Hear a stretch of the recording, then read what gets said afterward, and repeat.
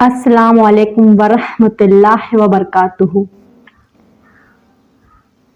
آج کا بیان ایک ایسے موضوع پر ہے جو ایمان کی بنیاد ہے، کامیابی کی کنجی ہے، دل کا سکون ہے اور دنیا و آخرت کی کامیابی کا راز ہے، اور وہ ہے اللہ پر یقین۔ آج کے دور میں لوگ ہر چیز پر بھروسہ کرتے ہیں مگر اللہ پر بھروسہ کمزور پڑ گیا ہے۔ ہم نے پیسوں، دوائیوں، سیاست، دوستوں اور تعلقات پر یقین رکھ لیا ہے لیکن اللہ پر اعتماد کم ہو گیا ہے، یہی ہماری بربادی ہے۔ اسی لیے آج ہم قرآن و حدیث کی روشنی میں اور حقیقی زندگی کی کہانیوں کے ذریعے سیکھیں گے کہ یقین کیا ہے، کیوں کمزور ہوا اور ہمیں کیسا یقین رکھنا چاہیے۔ بیان کے آخر تک ہمارے ساتھ رہیے گا کیونکہ آخر میں ہم ایک لمبی اور دل کو ہلا دینے والی دعا کریں گے، اور آپ سے ایک گزارش ہے کہ اگر یہ بیان آپ کے دل کو چھو جائے تو ہمارے چینل محبت دین اسلام آفیشیل کو سبسکرائب کریں، ویڈیو کو لائک کریں اور کمنٹس میں اپنی رائے ضرور دیں تاکہ یہ پیغام زیادہ سے زیادہ لوگوں تک پہنچ سکے۔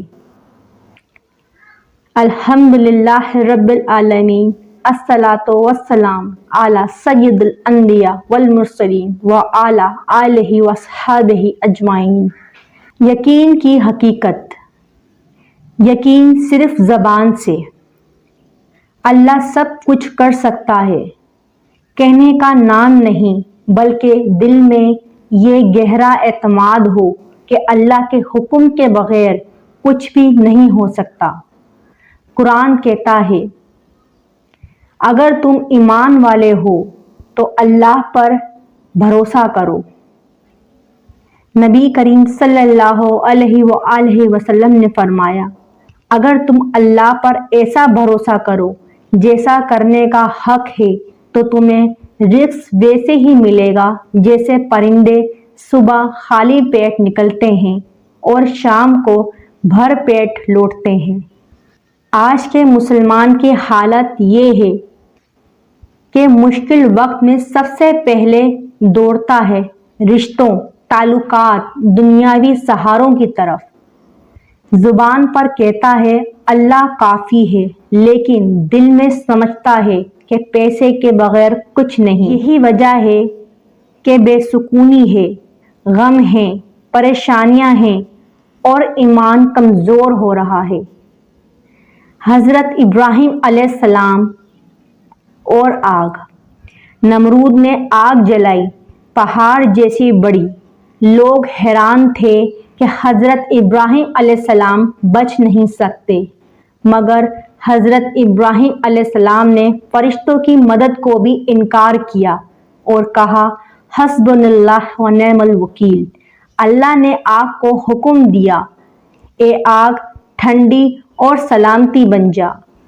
یہ ہے یقین کہ آگ بھی پھولوں کا بستر بن گئی۔ حضرت موسیٰ علیہ السلام اور دریا۔ آگے سمندر، پیچھے فرعون کا لشکر۔ لوگ گھبرا گئے مگر موسیٰ علیہ السلام نے کہا، میرا رب میرے ساتھ ہے، وہ راستہ دے گا۔ اللہ نے دریا چیر دیا اور راستہ بنا دیا۔ غار ثور۔ نبی کریم صلی اللہ علیہ وآلہ وسلم اور حضرت ابو بکر رضی اللہ تعالی عنہ ہجرت کے دوران غار میں تھے۔ دشمن بالکل دہانے پر پہنچ گیا۔ حضرت ابو بکر صدیق رضی اللہ تعالی عنہ گھبرا گئے۔ آپ صلی اللہ علیہ وآلہ وسلم نے فرمایا، غم نہ کر، اللہ ہمارے ساتھ ہے۔ یہی یقین تھا کہ دشمن پلٹ گئے۔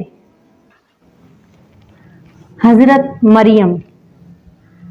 اکیلی، بغیر شوہر کے بچہ، معاشرے کے طعنے، مگر اللہ نے کہا غم نہ کر، ہم تیرے لیے آسانی کریں گے۔ اور آج حضرت مریم کا نام دنیا کی پاکیزہ ترین خواتین میں ہے۔ غزوہ بدر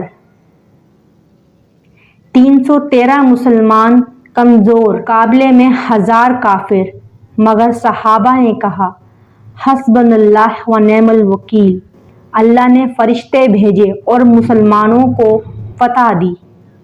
بوڑھی عورت کا یقین۔ ایک نیک عورت کے پاس کچھ نہ تھا، اس نے کہا اللہ میرا رازق ہے۔ اچانک دروازہ کھٹکا، کھانا آ گیا، اس نے کہا یہ میرا اللہ بھیجنے والا ہے۔ حضرت اویس کرنی رضی اللہ تعالی عنہ، انہوں نے نبی کریم صلی اللہ علیہ وآلہ وسلم کو دیکھا تک نہیں تھا، مگر ایسا یقین تھا کہ دنیا کی محبت چھوڑ کر صرف اللہ اور ماں کی خدمت میں زندگی گزار دی۔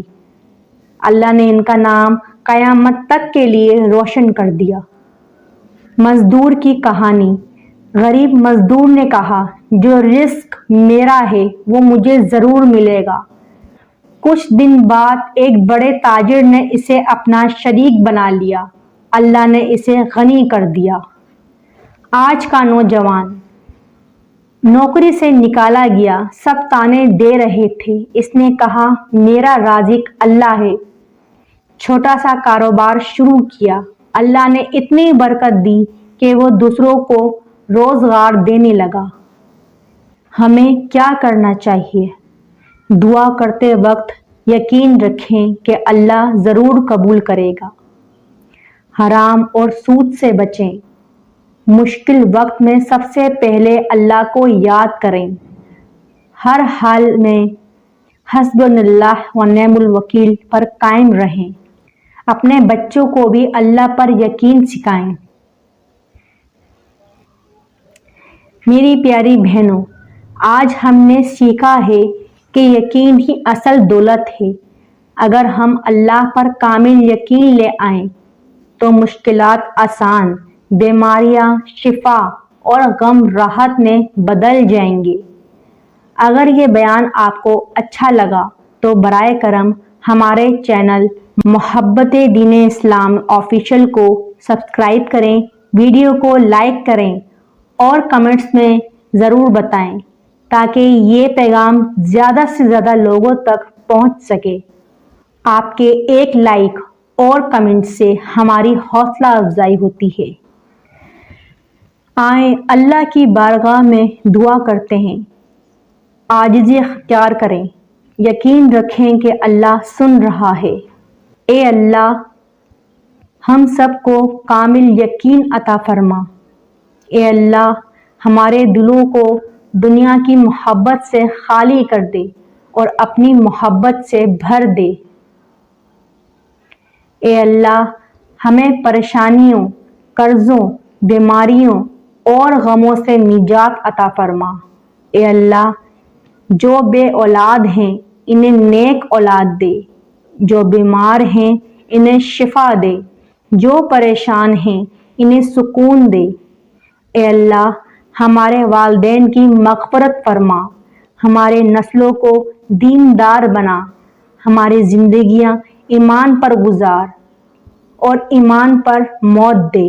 اے اللہ، ہمیں اپنے دین کے لیے قبول فرما، ہماری دعاؤں کو قبول فرما۔ آمین یا رب العالمین۔